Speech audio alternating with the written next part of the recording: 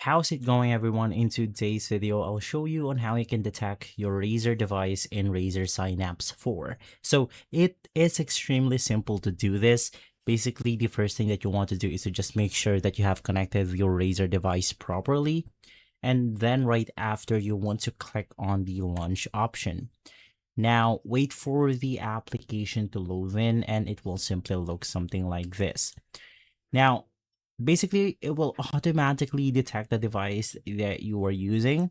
So if you click on the view compatible devices, you can see all of the devices that you could use for the Razer Synapse. For example, we have something like mice, and then we have all sorts of this device that we can use.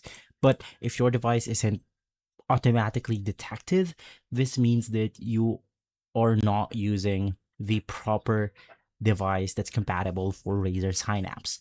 So what you can do is to navigate through the device manager, and from here we could just make sure that our devices is updated to the latest version.